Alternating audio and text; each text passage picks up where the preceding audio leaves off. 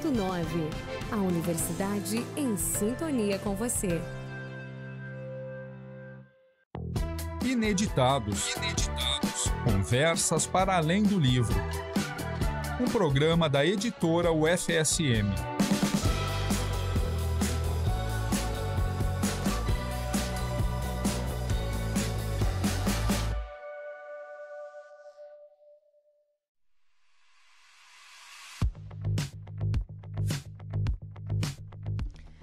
Olá para você que nos acompanha aí do outro lado. Estamos com mais um Ineditados, Conversas para Além do Livro, aqui no estúdio FM da UniFM 107.9. Eu sou Jéssica Dalcin, nos acompanhe nas redes sociais, @ineditadospodcast, @editora UFSM e @livraria e grife UFSM. Agora, para maio, nós vamos estar com o primeiro encontro de livreiros no Royal Plaza Shopping, que vai acontecer de 13 de maio a 18 de maio, com sebos, livrarias, vai ter concurso cosplay literário e lançamentos de livros e comics no sábado e no domingo, com horário especial, mas de 13 a 18 de maio, das 14 às 21 horas. Nos acompanhe nas nossas redes e também na rede do Multiverso Geek e também do Royal Plaza, que vão estar divulgando. Vamos ter lançamentos de material com sessão de autógrafos, então nos acompanhe. Hoje nós vamos estar aqui falando sobre um assunto que tem tomado aí as redes na área da saúde. Muitas pessoas, às vezes, desconhecendo, é uma palavra diferente, confundindo com outras. Estamos aqui hoje com Michele Keffer e Sabrina Fontana de Andrade, que são colegas ali no PPG em Ciências Farmacêuticas, no doutorado. Como é que vocês chegaram no lipedema? Vamos lá. Vamos começar com a Michele. Boa tarde a todos. Agradeço o convite, Jéssica. Bom, o lipedema surgiu na minha vida em 2022. Eu vi essa palavra, por acaso, num post de Instagram. Como se hoje surge pelo Instagram, né? O primeiro contato, até os acadêmicos. E eu, estudei farmácia, bioquímica, daí eu pensei, lipemia, né? O que é isso? E aí eu comecei a ler sobre o assunto e eu comecei a me enquadrar naqueles sintomas ali. Se reconheceu? Me reconheci as mulheres da minha família. Então, muita coisa, assim, se encaixou, assim, pra mim naquele momento. E eu comecei a levar isso para um lado científico, né? Fui pro PubMed, baixei todos os artigos que eu encontrei. E aquilo virou um hiperfoco, assim. Então, eu li tudo sobre tudo. E comentei com uma amiga minha, que é professora da fisioterapia lá na UFN. Ela disse assim, tu já ouviu falar de lipedema? E ela disse assim, não conheço, nunca ouvi falar, não é linfedema? Linfedema, a primeira coisa que as pessoas perguntam, não, tu tá falando errado.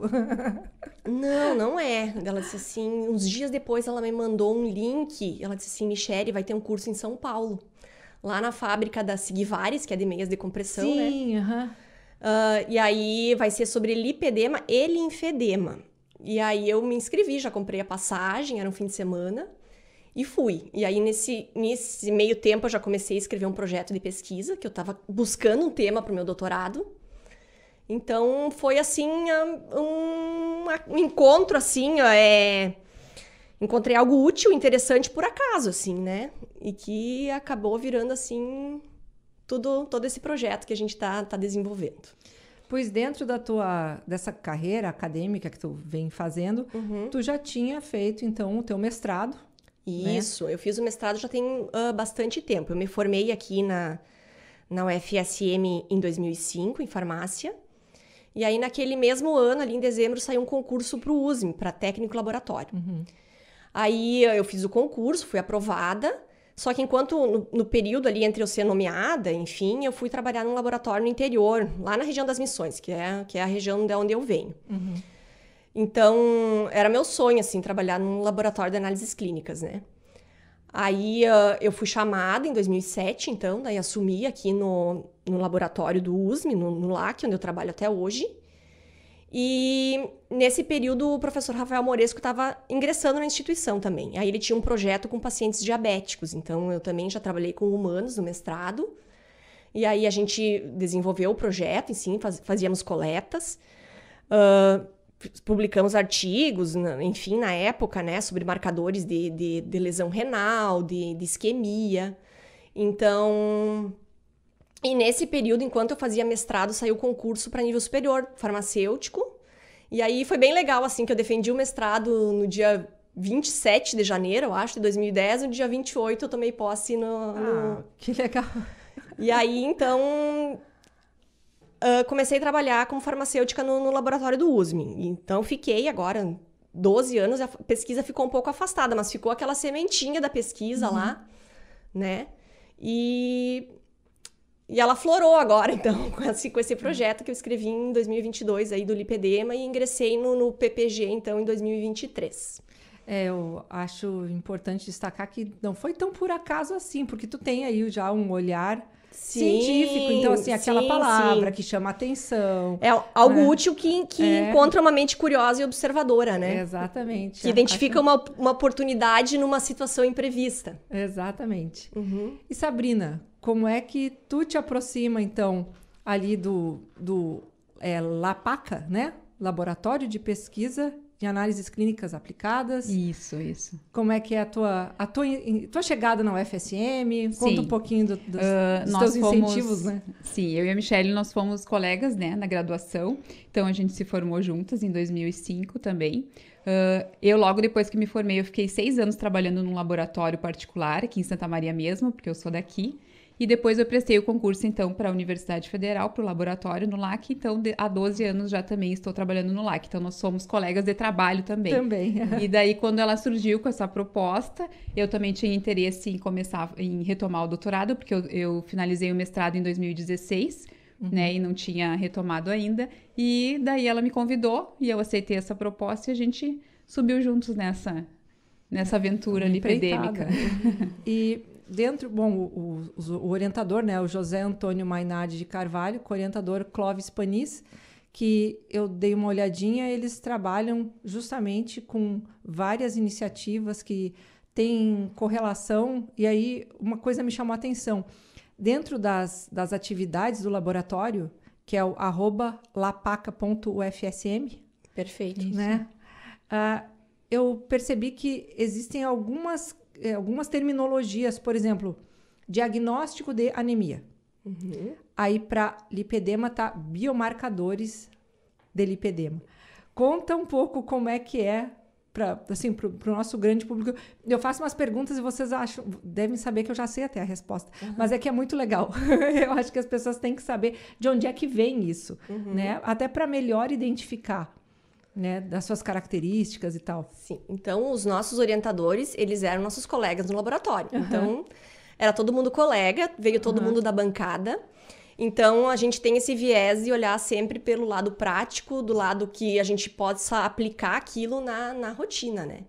Então, esse projeto das anemias é mais com o professor Clóvis, que é professor de hemato ali. Então, ele coleta nas escolas municipais de primeiro ano, né? Então, ele coleta das crianças para identificar precocemente, então, a ocorrência de anemia e faz todo um screening também, exames bioquímicos, colesterol, triglicerídeos, exame parasitológico, né?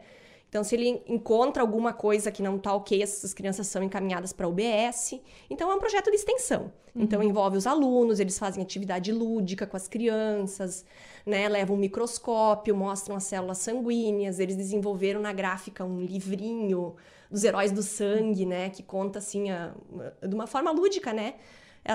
Fala sobre as células do sangue, então é bem legal. E tem várias frentes, então, né? Já temos agora o projeto do lipedema, então, que mais, Sabrina? Está sendo desenvolvido lá. Existe uma possibilidade de começar a fazer trabalhos a respeito da dengue, né? De mapear, assim, localidades aqui na cidade que tem surtos de dengue, né? Que teve ano passado e que tem números aumentados. E a questão, acho que dos biomarcadores é isso, né? Seria... de plaquetas também né? Que a gente tem um projeto de plaquetas. E a questão de biomarcadores, então, seria a questão de ter algumas substâncias, algumas que apareçam e que possam identificar, né, o lipedema, que seja de mais fácil identificação, que seja que corresponda que todas as pacientes elas tenham, né, a presença desse biomarcador que seja fácil de identificar, já que o lipedema na atualidade ele só é diagnosticado através da clínica, né? por sintomas clínicos. E aí dentro da pesquisa que vocês estão desenvolvendo, quantos, mais ou menos assim, quantas pessoas já passaram pelo projeto como um todo, pelas avaliações? Sim, a gente já tem até o momento, então, em torno de 110 voluntárias identificadas com lipedema. E a gente coletou um grupo controle, então, que está na casa das 50 e poucas voluntárias, é só mulheres. E existe um mapeamento que vislumbre também os homens, porque, em princípio, o projeto, eu entendo que está aberto, né? Tá, inclusive, já aconteceu, né? Tivemos um rapaz que nos procurou, achando que ele se enquadrava, e a gente coletou dele, então, e inclusive eu escrevi um relato de caso, né? Então, a gente fez várias dosagens laboratoriais, a gente achou um nível um pouquinho aumentado de prolactina nele, que é um hormônio envolvido com a secreção do leite, né? Mas que também pode ser secretado pelo tecido adiposo. Então, ele fez uma dieta até com uma nutricionista ali, que é do PPG, que ela é pós-doutoranda. Ela passou uma dieta para ele e exercícios físicos, ele perdeu o peso e esses níveis retornaram ao nível basal. Então, era uma coisa subclínica, sim, mas a gente detectou esse aumento. Então, eu escrevi esse relato de caso, ele está em processo de submissão nas revistas científicas, mas, com certeza, o projeto está aberto. A partir do momento que a gente tiver voluntários homens que queiram participar. Vamos fazer, então, um apanhado, assim. Vamos começar do começo, né? Certo. O que é o lipedema? Certo. O lipedema é uma condição crônica que afeta o tecido adiposo, né? Então, ele é caracterizado pelo acúmulo desproporcional de gordura nos membros, nas pernas. No primeiro momento, acomete as pernas, e no segundo momento, com a evolução, ele pode atingir os braços também. Então, além disso, ele não é um tecido adiposo organizado, como é o tecido adiposo padrão. Ele tem um padrão nodular, ele é cheio de bolinhas, de nódulos de gordura, né?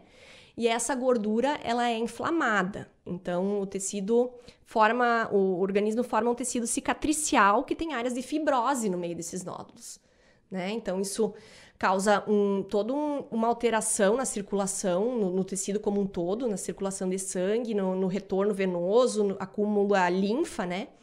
E também causa dor, né? Porque ele atinge, então, o tecido subcutâneo, logo abaixo da pele.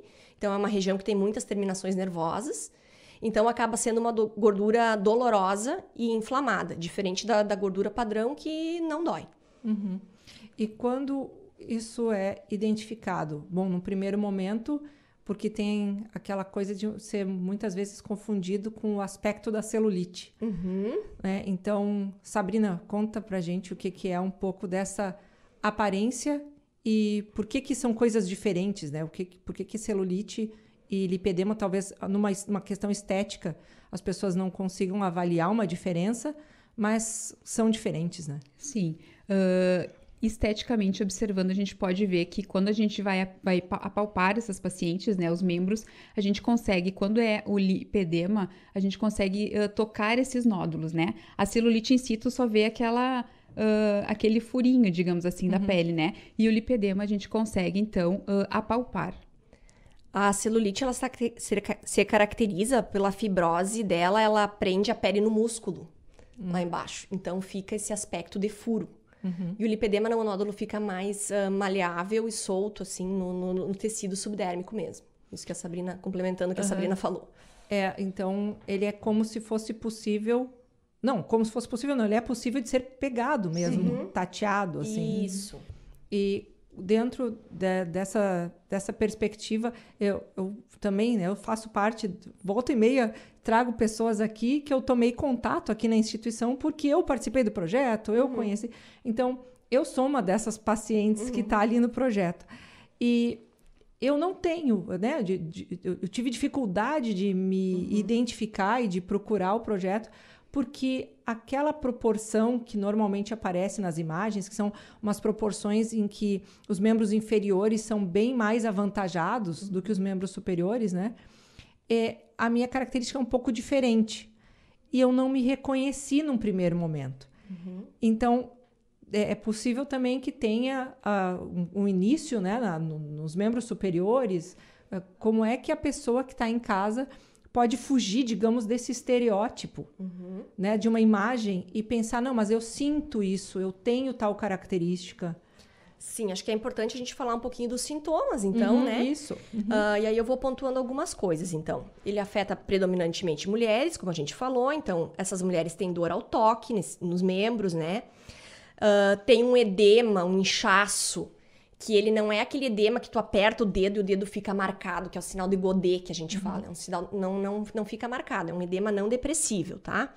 Então, tem essa desproporção corporal, normalmente, então, as pernas e os braços ficam mais volumosas que o tronco, tá? Tem hematomas espontâneos e frequentes, e outra característica que é bem importante, essa gordura, ela tem uma resistência à perda de peso por medidas tradicionais, por dieta tradicional, exercício físico. Então, a paciente às vezes faz muito exercício e ela não consegue reduzir esse volume dos membros, né? Então, esses nódulos que a gente falou, eles não são iguais para todo mundo também. A doença ela pode ser classificada em 3 estágios e em 5 tipos de acordo com a localização anatômica. Então, os estágios é o estágio 1, 2 e 3. No estágio 1, o nódulo ele não pode ser palpado ainda, mas quando a gente aperta a pele e o subdérmico, assim, tem um aspecto nodular, lentilhado, assim, como se fossem grãozinhos de lentilha, assim, né?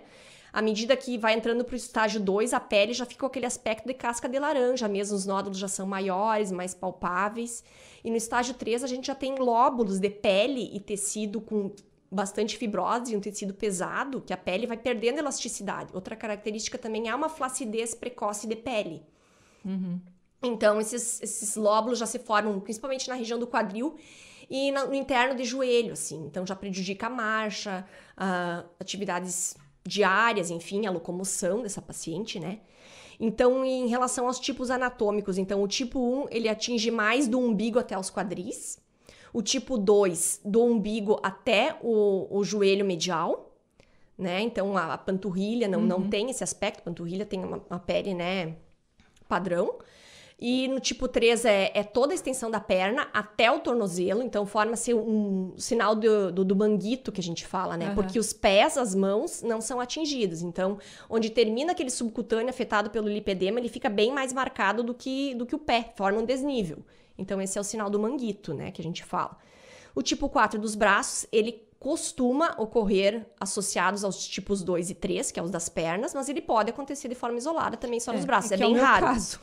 No meu caso é mais nos braços, eu tenho igual nos braços e nas pernas, mas eu não precisei chegar num limite nas pernas para que começasse a aparecer nos braços. Eu tenho nos braços e nas pernas. Então, isso dá uma ideia de proporcionalidade do corpo, mas não é tão proporcional assim, porque o lipedema tá ali. Né? Sim. Não, são várias formas que ele pode ter. Então, tem que ter um olhar, assim, para além do biotipo padrão, assim, né?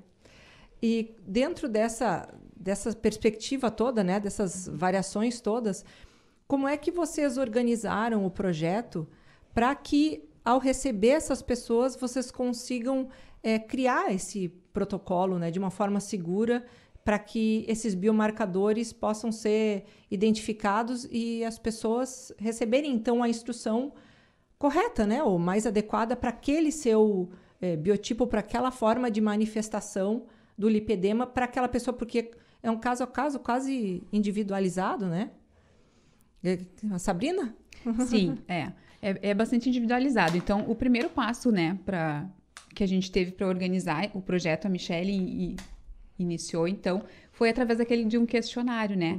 Que foi aplicado um questionário a todas as pacientes que tiveram interesse em participar do projeto, com perguntas que fossem possíveis a gente identificar se elas estavam se incluindo ou não no nosso grupo, né? A partir daí, então, a gente agendou um momento de encontro com essa paciente, né? Onde a gente verificou alguns sinais, realizou medida de cintura, medida de quadril, fez as medidas da balança de bioimpedância dessas pacientes, né? E verificou a pressão delas e também coletou as amostras de sangue que a gente vai usar, está usando já para fazer essas dosagens, né? dos biomarcadores que a gente está procurando investigar, né? Então, foi todo um processo, assim, que exigiu bastante uma organização, né? E tudo isso também a gente consultou, por exemplo, existe uma Associação Brasileira de Lipedema, que eles instruem, né, a respeito dos sintomas, que as pacientes se enquadram desses níveis da doença, como a Michele falou, né, dos tipos de doença, nos níveis que elas estão. Então, através desses documentos, a gente foi tentando identificar qual nível, qual grau que cada uma dessas pacientes se encontra, né? Isso, daí num primeiro momento também eu comprei 500 folders da Associação Brasileira do Lipedema, era um folder assim que dizia na capa o que é o lipedema. Não é gordura normal, não é obesidade, não é linfedema. E aí dentro dele tem vários tópicos, assim, o que é o lipedema, quem pode ter, o que causa, é o mesmo que obesidade, faz uma comparação da obesidade com o lipedema, né, que a obesidade tem uma distribuição global e proporcional e não é uma gordura dolorosa. O lipedema tem mais esse padrão de se acumular nos membros na forma de nódulos, né. Fala um pouquinho das dificuldades de diagnóstico, tem ilustrações, assim, dos vários formatos, dos vários biotipos, né, que podem haver dentro do lipedema, né, fala da qualidade de vida, o que fazer em relação, se pergunta se a cirurgia é solução, e enfim, e dentro desse folder, então, a gente fez um convite, né, grampeou e começou a distribuir. Foram 500 cópias, então, nesse primeiro momento tinha o meu WhatsApp. Então, a gente começou a fazer a busca ativa mesmo, e essas pacientes no primeiro momento entravam em contato comigo, eu enviava esse questionário que a Sabrina falou. Ali pelo questionário, pelas respostas, eu já conseguia filtrar mais ou menos se elas se enquadravam. Algumas vieram e disse, olha, teu caso não é, mas se tu quiser pode participar do grupo controle, né? E porque eu imagino que, e isso vocês também podem dar o testemunho de vocês enquanto pesquisadoras, uma área que está surgindo, né? Um tema que está surgindo de forma muito recente enquanto elemento de pesquisa, né? Sim. Claro, o lipedema existe e não é de hoje, né? Mas, enquanto tópico de pesquisa, tem sido uma coisa super recente. Então, até para os próprios pacientes que vão procurar, né? Os sujeitos que vão procurar a pesquisa, essa confusão... Por exemplo, né, confundir com obesidade, quer dizer, até onde a pessoa pode ter também as duas coisas, obesa e tem lipedema, quer dizer, são coisas muito complexas, né? Sim, são coisas que tu tem que fazer uma diferenciação, mas em algum momento elas se unem, né? Então, 50% das pacientes com lipedema, elas têm sobrepeso ou obesidade. Eu acho que até um pouquinho mais, pelo meu N, assim. Se tu vai fazer um ponto de corte de um MC acima de 25, acho que pega 70%. Então, é mais comum que elas já tenham um sobrepeso, assim. Então, outra coisa que a gente tem que diferenciar, que é o linfedema, que o linfedema é um acúmulo de líquido, né? Não tem nada a ver com a gordura. Ele começa com o líquido, porque tem alguma interrupção no sistema linfático, né? Por exemplo, às vezes a paciente faz a retirada da mama, né? Tem um câncer de mama, faz a retirada dos linfonodos axilares aqui e o braço começa a inchar. Que aqueles linfonodos ali fazem parte do sistema linfático. Então, o sistema está interrompido, né? Então, normalmente, ele acomete um braço ou uma perna, não é bilateral, que nem o lipedema, né? Mas, num estágio muito avançado, o lipedema vai causando uma linfestase, um acúmulo de linfa que pode levar ao líquido livre. Que daí é o lipolinfedema, que as duas condições se associam. Sim, porque são coisas... Como vocês já usaram o termo, são sistêmicas, né? É uma coisa... O nosso corpo está todo interligado. Sim. Então, eu fico imaginando esse material bloqueando várias outras funções, né?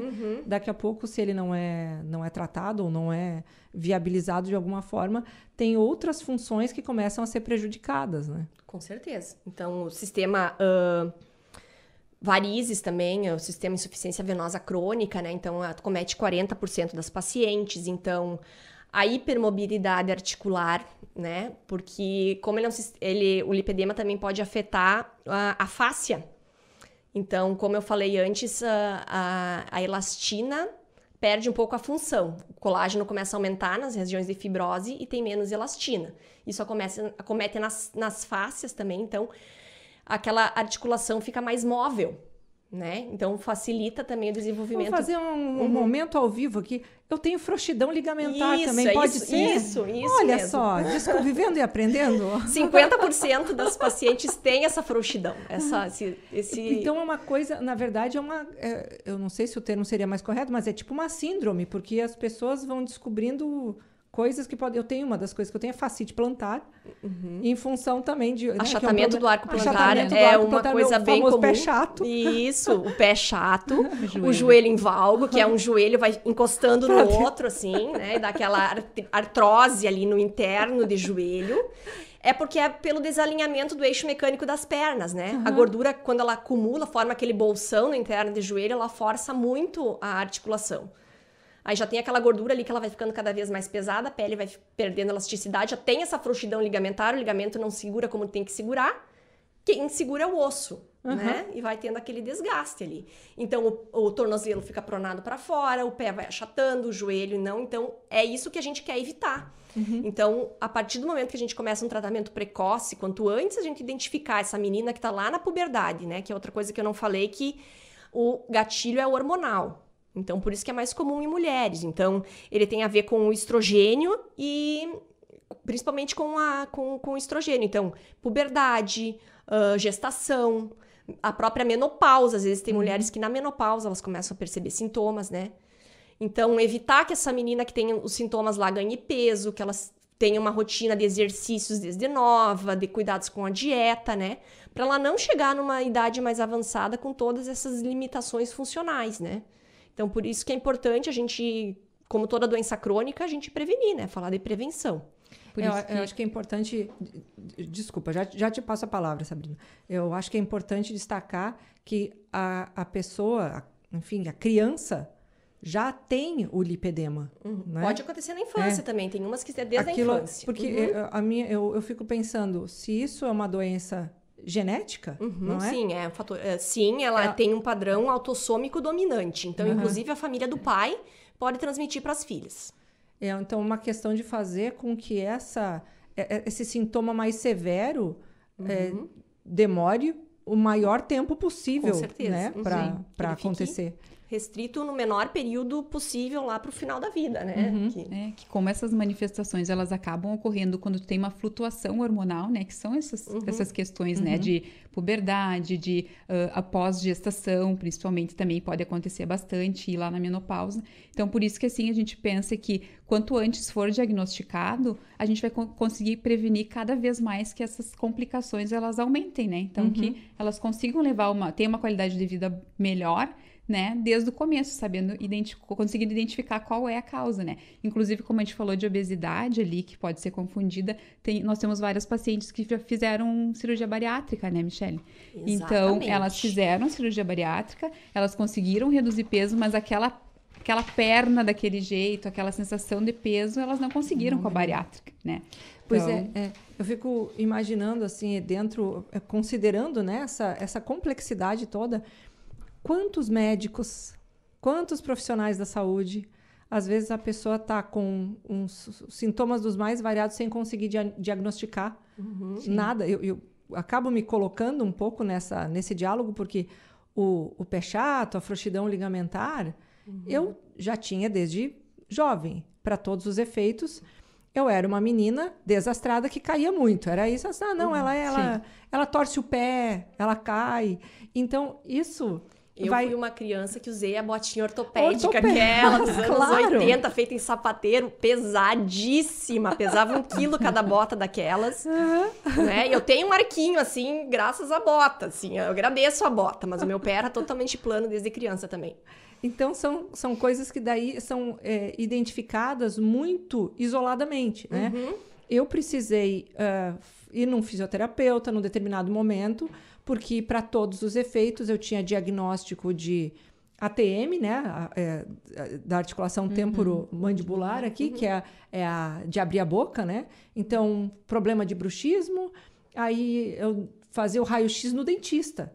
E o dentista dizia, não, você tem um problema articular na sua cabeça. Aí eu estava com tendinite. ia no ortopedista e ele, né, no traumato, ele dizia, não, fazia o raio-x, não, você tem problema aí nos seus braços. Aí daqui a pouco eu pensei, gente, mas eu tenho problema que começa na minha cabeça e termina no meu pé. Quer dizer, não é um problema da cabeça, do braço, do pé, é um problema do corpo inteiro. Como um todo, né? Mas ainda assim a pessoa tem que ter um pouco de crítica, porque senão daqui a pouco ela está se tratando para N coisas, todas de forma isolada, e não consegue, talvez, perceber ou ter alguém que chegue e diga, não, olha, o teu problema faz parte de um conjunto maior, isso que tu tem é um sintoma, a gente não... enfim, quando alguém está com gripe, a gente não trata o espirro, né? A gente trata os sintomas que vão fazer com que a pessoa convalesça, né? Que vão dar origem àquilo ali. Então, com esse projeto, vocês conseguem fazer esse mapeamento, né? Muito importante. E quando vocês recebem as pessoas, né? Vocês tiveram também os momentos para além do questionário, que é a ida presencial, né? Como é que foi a recepção? E daí o que vocês fizeram para que essas pessoas pudessem receber depois um parecer, né? Bom, o que eu procurei fazer com elas é conversar, né? Conversar, já tinha lido o questionário, então a gente conversava sobre como eram aqueles sintomas para ela, então eu fazia toda a avaliação ali na bioimpedância, fazia a palpação desses nódulos, enfim, desse aspecto da pele, daí eu já falava, olha, eu acho que talvez teu caso se enquadra, né? Pode ser um estágio 1, um estágio 2, né? Mas se tu quiser procurar uma outra opinião, fica à vontade, né? E a gente fazia os exames, no primeiro momento mandava, então fazia um check-up completo, assim, de exames laboratoriais básicos, a gente enviava para elas, e junto eu enviava umas orientações gerais, assim, né, que depois a Sabrina vai falar um pouquinho, sobre cuidados gerais, assim, de alimentação, de atividade física, né. Eu acho que a Sabrina pode descrever, então, mais ou menos, porque como são casos muito diversos, Sim. Mas algum mínimo denominador comum existe, né? Sim, como claro. start para sair talvez dessa situação mais aguda, né? Sim, A gente passou, então, orientações para essas pacientes, né? Porque a gente sabe que não existe um tratamento, né, curativo do lipedema. O que se tem é um tratamento que busca um tratamento conservador, que ele busca, então, aliviar os sintomas e prevenir que ocorram complicações, né? E o importante é lembrar que ele é um processo, assim, multidisciplinar. Então, ele vai envolver profissionais de vários campos, né? Então, essas pacientes, elas precisariam procurar, por exemplo, um nutricionista, um educador físico, fisioterapeuta, porque abrange, né, uma mudança no estilo de vida, né? Tanto na parte de alimentação, quanto na parte da prática de exercícios físicos, né? Então, o que se tem na literatura, como a Michi já havia falado antes, que essas pacientes que têm lipedema, elas não conseguem responder a dietas de redução de calorias, sim, que são convencionais. Elas precisam de uma dieta que tenha um potencial anti-inflamatório, né? Então, a gente viu, assim, que alguns trabalhos, eles usaram pacientes que realizaram 2 tipos de dietas que são anti-inflamatórias que tiveram um bom resultado, que foi a dieta cetogênica, né? Que é uma dieta, então, que ela é baseada no consumo de alimentos ricos em proteínas e gorduras saudáveis, né? Que ele acaba trocando a fonte de energia da glicose para o lipídio. Então, essas pacientes, elas vão fazer a queima dessa gordura e, com isso, elas vão perder peso, mas também vão melhorar o processo inflamatório e a resistência à insulina, que são 2 fatores cruciais, assim, no desenvolvimento, né, do lipedema e na progressão da doença, né? Essa dieta também, ela tem como limitação no consumo de carboidratos e de gorduras. E da mesma maneira, tem também a dieta mediterrânea modificada, que também é uma dieta hipocalórica e que ela é enriquecida com alimentos antioxidantes e anti-inflamatórios, também restringe açúcares e alimentos processados e também foi muito bem aceita por as pacientes. Então, são tipo de... Quando a gente enviou essas orientações, a gente colocou um pouco de cada um desses alimentos que as pacientes deveriam ingerir, aqueles que elas deveriam deixar de consumir, né? Porque poderia ser mais inflamatório, né? Já que é um processo, assim, muito específico, né? A pessoa, ela não vai se inflamar do mesmo produto, né? Cada paciente, ela tem uma necessidade especial, né? Que é dela mesma.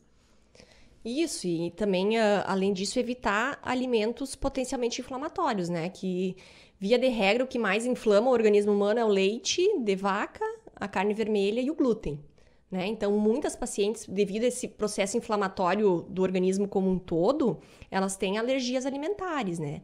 Só que cada paciente, o processo é individual. Então, essa descoberta do que inflama uma pessoa pode não inflamar a outra, né? Então, é tudo individualizado, assim.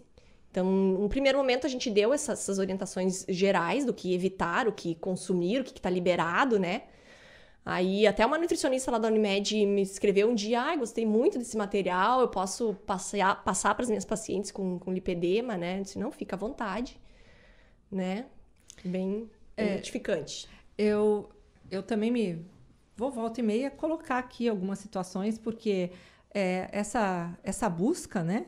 A primeira coisa que eu optei por fazer também, mas entendo que como são casos muito individualizados, cada um tem que avaliar o seu contexto e ver o que é possível fazer, né? Mas essa função hormonal, né, que é muito forte, primeira coisa que eu fiz, meu hormônio anticoncepcional que eu usava, pensei, é a base de quê?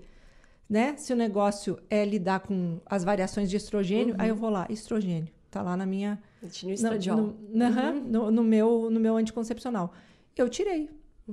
Né? A gente maneja de outras formas, mas é possível. Aí temos outros métodos anticoncepcionais, tem DIU, tem outras formas, mas porque é uma questão. Essa integralidade. Sim, né? Eu tive pacientes ali que apareceram que disseram: olha, foi depois do DIU hormonal, que o lipedema começou a se manifestar assim de uma forma sintomática, né? Porque num primeiro momento, essa coisa de estar no corpo todo é muito difícil de identificar. Então, quando imagina assim, né? A pessoa tem que voltar nos seus pensamentos e dizer quando é que isso começou. Quando é que foi o primeiro momento que eu percebi que essa mudança aconteceu e que dentro dessas questões multifatoriais eu tenho que dissociar de uma questão de estresse ou enfim, de tantas outras coisas que o nosso corpo, principalmente, né, o corpo feminino, temos as nossas ondulações aí todos os meses, né? Então, eu fico pensando, né, vocês tendo que gerir essa quantidade de informação também que chegam das pacientes, né? Sim, a gente tem um banco de dados gigantesco, então a gente está começando a abrir essa caixa preta, que vai dar bastante trabalho também. Então a gente está se debruçando agora. Eu já estou no momento mais assim, eu já publiquei um artigo de relatos de caso das pacientes da resistência do lipedema após cirurgia bariátrica. Então foram 7 pacientes que chegaram até nós que já haviam feito a cirurgia bariátrica e que, apesar da perda de peso e alguma redução de volume nas pernas, elas ficaram com essa gordura nodular, permaneceram com a dor, né? Então, a maioria delas, acho que 6, não sabiam do diagnóstico de lipedema antes da bariátrica, né? Então, foi um artigo que relatou esses casos e que faz alguns questionamentos também, né? Sobre será que essa é a melhor via de tratamento, né? Eu queria que vocês falassem um pouco dessa experiência de vocês enquanto... pessoas que estão na academia lidando com um tema tão novo, porque também vocês, embora tenham buscado artigos e pessoas que escreveram sobre isso antes, ainda assim é tudo muito tateado. Né? Como é que vocês estão fazendo para organizar? Porque tudo que vocês podem fazer em termos assim de entrelaçar essas informações, tudo é relevante, tudo é importante. Dentro né, quem trabalha no ambiente acadêmico sabe que a vida acadêmica é um grande funil. A gente começa daquilo que é macro, né, e vai refinando para aquilo que é mais o detalhe, é mais a pesquisa, às vezes, a gente brinca, né, sobre a cabeça do alfinete. Mas nisso que vocês estão fazendo, vocês estão ainda na boca grande do funil. Né? Então, tudo é possível. Exatamente, foi um aprendizado, assim, dia a dia, assim, né? Então, no começo eu pensei, meu Deus do céu, o que eu tô fazendo distribuindo esses folders? Não vai aparecer ninguém para essa pesquisa, né? E, de repente, assim, deu um boom, né? A mídia começou a falar de lipedema direto, então... tem muito trabalho, assim, tanto no tratamento quanto no diagnóstico. Tudo precisa ser estudado mais a fundo, né? Então, não é só... É a doença como um todo, assim, que precisa de de uma padronização e de mais evidências, né, científicas que corroborem, né, esse diagnóstico e esse tratamento, com certeza. Dá muito trabalho para ser feito ainda. E dentro do grupo de pesquisa, a Sabrina fala um pouco a necessidade dessa perpetuação, quer dizer, Michele, aí entra a Sabrina, e agora tem que entrar alguém também depois, né? Sim, Como é que sim. ali no mestrado, na iniciação, para que esse acompanhamento, a importância de um acompanhamento de longo prazo, né? Cabe, né, aos próximos também vão ter trabalho, vão ter dados, né? E assim a pesquisa ainda está aberta, né? A gente pode receber coletas, mas também para a gente continuar, dar continuidade. Então, os próximos alunos que virão depois da gente também vão ter bastante assunto para fazer trabalho, vai render bastante coisa, porque tem muito assunto, muito desafio pela frente, né? O lipedema. Dentro dessa pesquisa que vocês têm feito, eu penso assim, todos os entrelaçamentos são possíveis, né? Por exemplo, tem uma outra coisa que já ouvi recomendações, que é a lipoaspiração. Sim. Vocês chegaram a ter pacientes que fizeram a lipoaspiração ou não, enfim? Não, eu até... Algumas fizeram a lipo convencional, que essa lipo do lipedema, ela é específica para o lipedema, né? Então, ela acho que a Sabrina pode falar um pouquinho mais depois, né? Mas... E aí, essas pacientes não tiveram tanto resultado, né? Com essa lipo tradicional. Até por ser uma coisa nodular, enfim, o que acontece assim, além desse tratamento conservador que a gente tem essa parte da intervenção cirúrgica, então, né? Que ela, normalmente, ela é indicada para casos, assim, que eles são mais graves, né? Então, é uma drenagem linfática, mas é uma drenagem que ela elimina os nódulos de gordura, né? Fazendo, então, com que a paciente diminua os sintomas, ela tenha um contorno corporal, vai melhorar a estética, né? Só que o que acontece, assim, que essa intervenção, ela só deve ser realizada após uma terapia conservadora, um tratamento conservador, né? Porque o lipedema, ele é uma questão inflamatória, então a paciente, ela precisa chegar para fazer a cirurgia, ela não pode estar com essa inflamação a todo vapor, né? Então, o essencial é, assim, que tenha uma indicação médica, que seja um médico que faça especialista em cirurgia de lipedema, lipoaspiração de lipedema, que eu até não sei, em São Paulo? Porto Alegre tem um grupo Porto Alegre operando, já tem, né? Tem o grupo gaúcho do lipedema, eles estão no Instagram. Então, a mais perto aqui, tem um grupo em Curitiba operando e alguns grupos em São Paulo, no Rio de Janeiro, tem uma médica também muito boa. Então, o Brasil é referência mundial em cirurgia plástica, né? Então, ela pode ser feita desde um estágio mais inicial, assim, até para prevenir as complicações crônicas, né? Mas ela é mais recomendada, assim, para estágios mais avançados, que já tem dificuldade de mobilidade, que a paciente não vai perder aquela gordura ali fazendo dieta e exercício, né? Não tem mais como reverter muito, assim, né? Precisa de uma intervenção, assim, para ter uma qualidade de vida. E... para reduzir sintomas também, né? Então, ela é uma aplicação da lipoaspiração para além da estética, né? Tu tá reduzindo sintomas de uma condição crônica, né?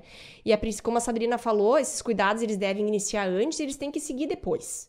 Porque vai ter que conseguir seguir com a dieta anti-inflamatória, vai ter que seguir com os exercícios, vai ter que seguir com, né?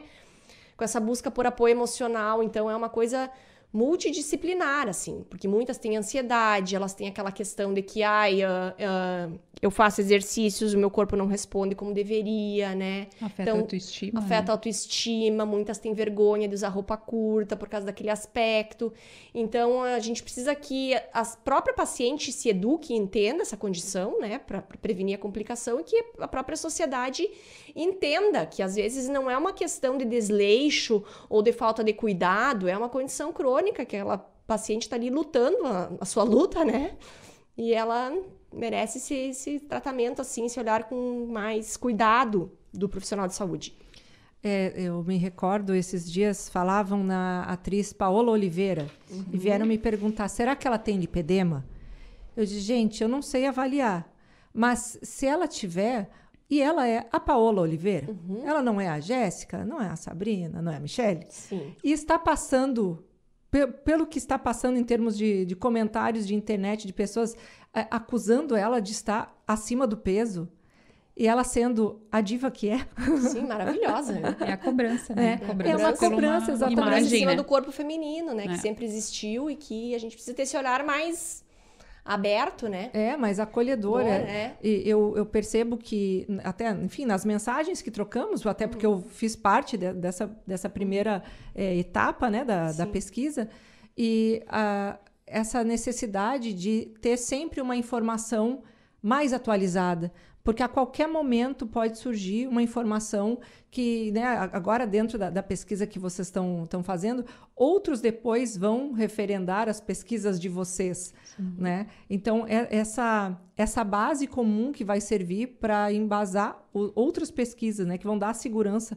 Então, a gente também, enquanto paciente, procurando, seja a indicação de um outro profissional, por causa dessa questão multidisciplinar, apoio no hospital universitário, porque também ali existem, por exemplo, profissionais da área vascular, né? O próprio esclarecimento, afinal de contas, o que a gente chama de uma alimentação inflamatória, né? Que isso, bom, também eu acho que temos minutos? Temos 10 minutos. Eu acho que dá para aprofundar um pouquinho nisso.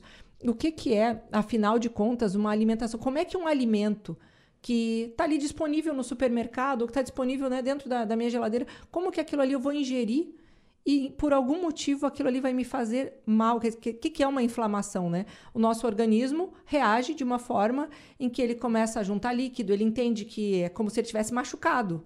Né? Para quem nos escuta, assim, quando a gente corta, sei lá, machuca alguma coisa e incha, aquilo ali é um processo inflamatório localizado.